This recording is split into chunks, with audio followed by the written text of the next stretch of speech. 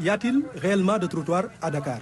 Oui, si l'on se fie de son existence physique, et non si l'on se fonde sur son accessibilité. Au cœur de la capitale, il est difficile de frayer un chemin sur le trottoir.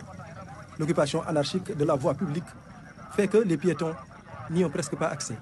Dakar, auparavant, ce n'était pas comme ça. Là, maintenant, pour circuler, c'est tout à fait un problème.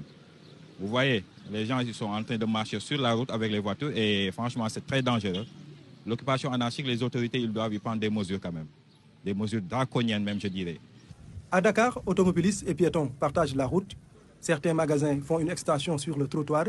S'y ajoutent les marchands ambulants et autres véhicules stationnés. Le tout dans une anarchie indescriptible. Ils vous disent que bon, nous travaillons, nous sommes des marchands ambulants, on n'a pas de place à travailler. Or qu'il y a les marchés à Dakar.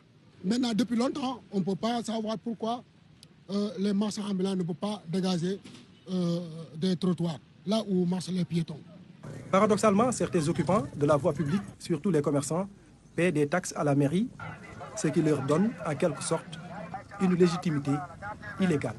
Des fois, tu les demandes pourquoi vous êtes là. Ils vous disent que moi, je paye les quittances à la mairie. On me donne des sous de 100 francs ou de 200 francs. Mais ça, ce n'est pas légal. Parce qu'il y a des marchés. On a construit des marchés pour que les gens aillent là-bas. Donc, si on occupe la voie routière, parfois, tu vois, même sur la route, là où les voitures passent, tu vois les gens, ils mettent leurs bagages là-bas. Donc, vous êtes obligés, les piétons sont obligés de passer sur la route, là où les voitures passent. Donc, ça, c'est anormal. Pourtant, à Dakar, dans un passé récent, était une ville attrayante avec des voies bien dégagées.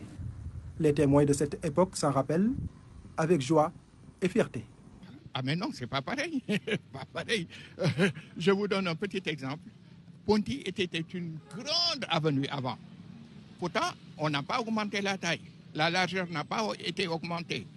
Avant, on marchait, mais on était à l'aise, on marchait comme on voulait.